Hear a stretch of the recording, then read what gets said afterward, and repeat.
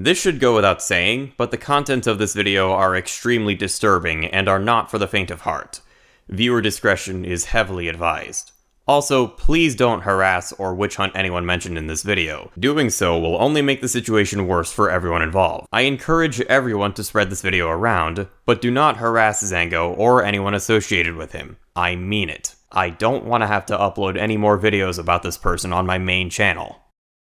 I am once again here to talk about an individual known as Eric Salazar. On Twitter, or X, he goes by Orange Loving Squirrel with the handle MBHZ3757. And everywhere else, he is known as Zengo. And yes, I have no qualms with saying his real name considering he posted it publicly on Twitter. A little over a year ago, I made a video talking about his questionable and deplorable actions online, mainly having to do with CP, blackmail, and abuse. I also said in that video that it would be the last time I would make any videos related to Zengo unless something truly disgusting about him was discovered. As you may have guessed from this video's mere existence and its length, a whole treasure trove of new information about him has surfaced, which further cements the case that Eric Salazar is a pedophile. While we do have a document which details all of this information that will be linked in the description, many people are turned off by just how lengthy and comprehensive the document is. And on top of that, it gets taken down every so often because Eric Salazar will often try to silence those who criticize his depraved, degenerate actions. This is why I've decided to essentially adapt it into a slightly more concise video form, while still maintaining all relevant information. To be completely transparent, there is indeed some personal beef between me and Zengo, which I lightly touched upon in The Legend of Zengo Oshiba: Waste of Time, a commentary on one of his so-called PSAs. However, nothing Zengo has done outside of abusing the YouTube copyright system, lying to the FBI in an attempt to get me arrested, and plotting to murder me has affected me in any meaningful way. Thus, I have no reason to lie about Zengo's actions, as the truth about him is far more horrifying than any lie someone could come up with. The first two parts are going to be a retelling of what was discussed in the original To Catch a Squirrel video. I think it's worth retelling since new information about these incidents has since come out. We first got a glimpse of some potential signs of Zengo's pedophilia when a friend of Ashthorn Gaming noticed this tidbit in a Daft Pina video covering the Spicy Project controversies. All you need to know is that the community and moderators surrounding the Spicy Project were allegedly distributing CP, unbeknownst to LuluVZ, the creator. Zenju also had to deal with someone trying to investigate the story by asking for nudes of the minor to prove it happened? Don't do that. That is one of the worst ways to expose someone. Here you can see a tweet which contains a screenshot of Discord DMs with every name censored except for one, which happened to be Zengo. I got in contact with Xandru Zai, the person who uploaded the screenshot, and she was kind enough to send me the uncensored version of the screenshot, and sure enough, it was him. For comparison, here's a conversation between Zengo and I from around the same time period. You can see there his profile picture matches perfectly with the screenshot, and if that still isn't enough proof, here's a clip from a video Zengo himself recorded and sent to me. Again, same profile picture. We would get more screenshots about the situation from Obscured Titan, one of Zengo's ex-friends, which clarified that the conversation was indeed about CP and not just regular porn. Zengo, through the veil of Titan, tried to use these added screenshots to try and prove himself innocent.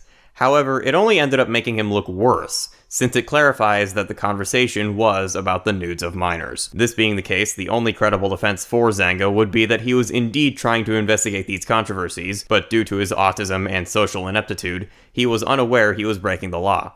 Right off the bat, ignorance of the law is no excuse. But beyond that, as we would come to find later, this was absolutely not the case at all. Because not too long after, Hatsam Pixie would release her Google Doc, which contains a plethora of evidence to suggest that Zengo is not only a pedophile, but also a blackmailer, revenge pornographer, and a legitimately abusive partner. Some of what he said in these screenshots is so graphic that to this day it still makes me uncomfortable, and it's been over a year since this document was published. Around the same time, Hatsam Pixie was also talking to this account by the name Taco Girl. Spoilers, this is a sock puppet account belonging to Zengo. And it becomes extremely obvious that this is the case, considering Taco Girl would pressure Hatsam Pixie into a relationship with Zengo. Soon after, Hatsam Pixie, who was freshly 18 at the time, had given Zengo her nudes in exchange for the promise of a 3D model, which in typical Zengo fashion he never followed through with.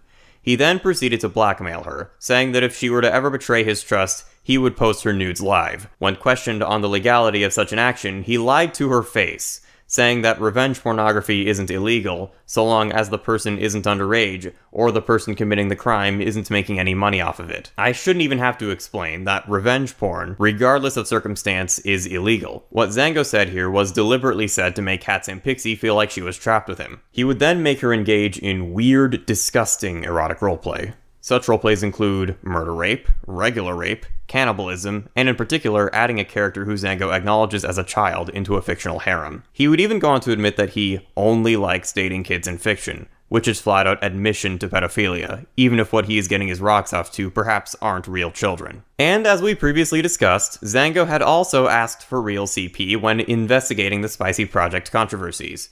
His relationship with Hatsune Pixie confirms that he was going to be using said CP from the Spicy Project controversies for more personal purposes. This was the point where the original video had ended, because aside from some serious allegations which have little to no evidence behind them, that was all the information we had on Zengo at the time. It was already a strong enough case to convince basically anyone that Zengo is a monster that nobody should associate with. However, shortly after the video was released, another individual by the name Lord Genie Julius would come forward to tell his story about Zengo. Aside from generally being treated like garbage, Julius would be requested by Zengo to draw the character Mila Bassett from Freedom Planet in a not-safe-for-work situation. For reference, Mila is 13 years old in Freedom Planet 2. Julius, not being a pedophile, would ultimately age the character up to be an adult.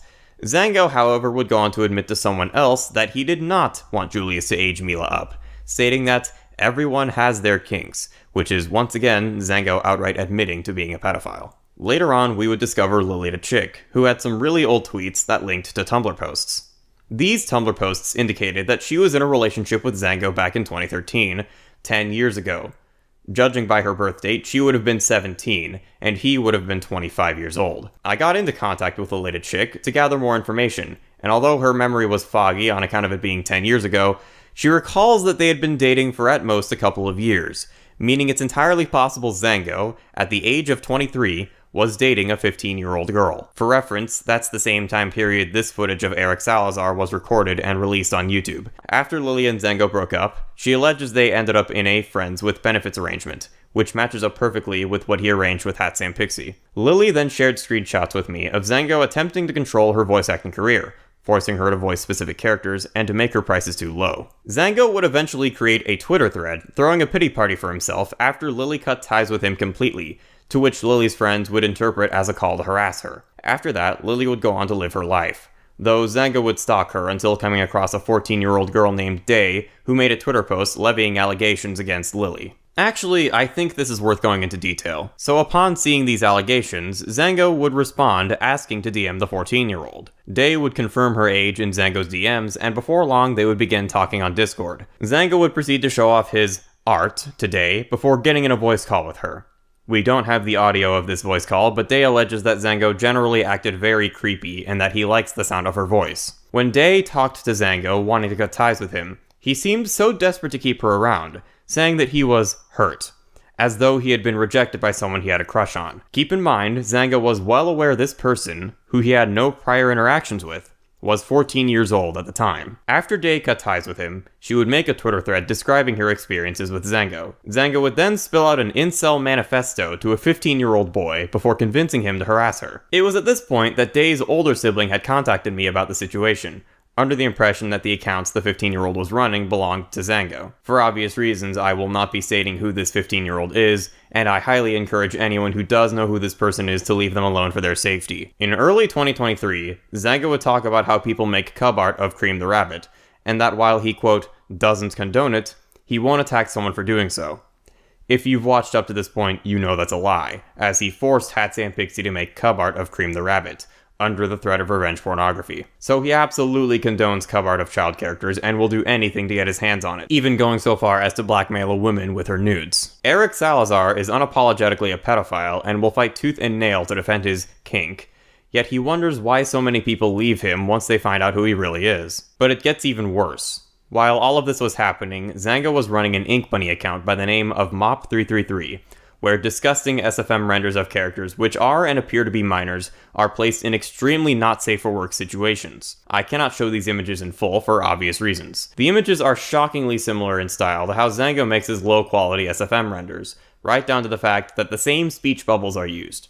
What's more, some art on the account was created using characters that were conceptualized by people Zengo considers his enemies. The same characters that Zengo would demand other people make hate art of. You can see here Zengo's request to have this character, Jake Ashthorne, be put into a homosexual situation out of spite matches up perfectly with the art of the same character on this account. Even more so, some of the art featured on this Ink Money account makes use of the extremely niche models that only Zengo is known to have talked about in any level of detail, notably a blue Gardevoir, a Bandicoot character that only 4 people have, and a model of Allura from Spyro the Dragon that isn't sold publicly. What ultimately proves that Mop333 is Zengo, however, is that in one post, Mop333 expresses wanting to make an Ask Mila and Lop comic series using SFM. 4 days later, the account would be created on Twitter, and shortly after, Zengo would retweet it stating that it was his. If Mop333 isn't Zengo, then how is it that this random Ink Money user would not only make SFM porn, which lines up with Zengo's self-listed fetishes, not only makes weird art of characters which just so happen to be conceptualized by people Zengo hates, but would also predict an extremely niche comic series that Zengo would go on to create. It doesn't make any sense, unless you come to the conclusion that Mop333 is Zengo. The cherry on top is that Zengo at one point blatantly admitted to making Lolicon, which only further cements this conclusion. Zengo would attempt damage control once he was found out. First, he would try to scapegoat this onto a seemingly random account known as Strider X01, who he alleged was banned from a Discord server after scamming people on it, and was now trying to defame Zengo. Obviously, Zengo provided no evidence of this whatsoever. He then staged a conversation with the supposed Strider character, where Strider would proceed to give extremely unrealistic responses. If Strider was banned from a Discord server and attempting to defame Zengo, he would not be this cordial with him, and he would not flat out admit to being Strider X01. Zengo, as Strider, would claim to live in Peru, despite the fact that when Zengo pretended to have a super hacker by his side and get Mop333's IP address, it was suspiciously close to where Zengo lives. It's astronomically unrealistic to assume that someone who makes the kind of art they do would be able to move to Peru and live happily with a partner who happens to share the same kinks within a month. Strider would also try to blame me and Darkrai Clone for Zengo supposedly getting the Mop333 account removed, which makes absolutely no sense, and also contradicts the previous narrative that Strider was supposedly doing these things to defame Zengo. Ultimately, the narrative Zengo is trying to put up has no sense of continuity, which is extremely important if you're trying to prove yourself innocent of serious crimes and degeneracy. The only possible way any of this makes sense is if you realize that Strider X01, and by extension Mop333, is Zengo. The funny thing is, as previously stated, that was proven 100% before Zengo even attempted any sort of damage control. The Ask Mila and Lop account already proves that Zengo was the one behind all this. And when questioned on how Strider knew about Zengo's beef with his other enemies to make hate art featuring their characters, you were the only one who asked me to make hate art of Ashthorne, Astra, and whoever the fuck else to make hate art for them. Then how does Strider know about it? Are you trying to tell me that he has some kind of psychic power or something that he can read Discord DMs? How does he know then, fuckface? The fact he's completely unable to come up with any answers to this damning question only further proves that Mop333 and Zengo are one and the same. I think you get the point now. We would then discover that around the same time Zengo was abusing Hatsam Pixie, he was also attempting to manipulate Ellie Godelia. Yes, I am well aware of Ellie's deplorable actions online, and I believe others should also be aware of what she's done. Zengo also happened to be aware of what she's done, and it's because of this I believe he thought Ellie would make for a great target for his manipulation. Remember Taco Girl, the account which pressured Hatsam Pixie into getting into a relationship with Zengo? Well, that very same account would talk to Ellie, getting her to talk with Zengo's main account. The fact that both Hatsam Pixie and Ellie were coerced into talking with Zengo by the exact same account all but confirms Taco Girl is Zengo. Most of what Ellie alleges Zengo did with her is only testimony. However, what can be proven is that they were in a friends with benefits arrangement similar to how Zengo had set it up with Hatsam Pixie. He also had insulted her and asked her if she was into kids, possibly trying to engage in his fantasies with Ellie. Zengo would also take interest in a lady friend coming over to visit Ellie, to where he would later ask Ellie in a VC to make out with said lady friend. When discussing this with Dizzy Cat, another one of Zengo's sock puppet accounts, Ellie would express discomfort with this action, to where he would try to defend himself under this alt. Judging by the fact we have at least this much evidence, it becomes easy to believe her when she says that Zengo wanted her to call him master, that he wanted her to move in with him, and that he had obtained her nudes. Of course, objectively, there is no evidence of these claims, but there is evidence of Zengo doing the same thing to Hatsam Pixie. What's extremely ironic about this is that Zengo, both publicly and privately, would lambast Ellie for her actions online. Not only is Zengo a confirmed pedophile, but he was also engaging in a sexual relationship with Ellie. Zengo was most certainly overcompensating, trying to appear as though he hated Ellie, when in actuality he was sexually attracted to her. She would ultimately be convinced to cut ties with Zengo by Pineapple, my co-host on 225 at Night. Finally, we travel way back in time to the start of Zengo's pedophilic actions on the internet. Zengo had an account on the website Gaia Online, which was essentially an avatar-centered social media website. In the comments for this profile, an account by the name of Christmas Bunny 12 was professing her love towards him. Doing some digging, we found out this girl was born on July 17th, 1996, 13 years old in the year 2009, thanks to a post she made complaining about her previous account that had been banned. On Zengo's Gaia Online profile, it states that he was born on February 13th, 1988, meaning at the time he was 21 years old. Doing even more digging, however, reveals the previous account Christmas Bunny 12 had that got banned, Green Day 1996. This account was also seen gushing over Zengo online, with some posts dating all the way back to 2006, when she was just 10 years old. She was even seen at one point asking Zengo to call her. It's not all one-sided either, as Zengo was friends with Green Day 1996 and did comment on Christmas Bunny 12's profile. Shockingly enough, in a document Zengo wrote to try and defend himself, he would confess to having dated the person behind the Christmas Bunny 12 account, though lying about both her age and his own age. He claimed that Christmas Bunny 12 was 14 and that he was 16, but as previously shown, Eric Salazar was born on February 13th, 1988, meaning he would have been 18 years old in 2006. As for Christmas Bunny, she outright stated that her birth year was 1996, and her Green Day 1996 account references her birth year. Also, why would a 14-year-old pretend to be a 10-year-old on a website where 10-year-olds aren't even allowed? Needless to say, in 2006, Christmas Bunny 12 was 10 years old. Zengo also claims that Christmas Bunny 12 had died when he was 20, which would have been in 2008. However, we can plainly see posts from the Christmas Bunny 12 account made in the year 2009 when Zengo would have been 21, so that's obviously a lie. So why then should we believe Zengo when he says that he dated Christmas Bunny 12? Well, as we've already seen, Christmas Bunny 12 was gushing over Zengo, professing her love towards him and calling him sexy. She also states they were married on Gaia Online. There were many ways Zengo could have spun this story and left it unproven. However, he decided to dispute his own birth year by lying about his age just so he would make himself look less predatory when dating her. The fact he lied about his own age, along with Christmas Bunny's posts, indicate that he wasn't lying about having dated her. This pushes Zengo's earliest confirmed predatory and pedophilic actions back to a few months after he became an adult, and the fact he would go on to prey on Lolita Chick proves he would still continue to go after real-life minors as opposed to just getting his rocks off to fictional children. And that doesn't even scratch the surface of how horrible of a person Eric Salazar truly is. This video only really covers his pedophilia because it's by far the most relevant subject, but there are many rumors floating around which I didn't get into simply because they don't have enough information about them. But these rumors contain some serious allegations which, if true, would make Eric Salazar out to be even worse than he already is. I also only briefly touched on Eric's blatant abuse of the YouTube copyright system, his manipulation, his plots to murder people and small animals, his harassment, and his temper. Honestly, I could go on, but this video is already getting pretty long, and you get the point. This video serves as a warning to anyone who knows or is in contact with Eric Salazar / Orange Loving Squirrel / Zengo. He is a monster that nobody should have to be abused by. Do not contact him, do not harass him, block him and report him, and spread this video as far as you can.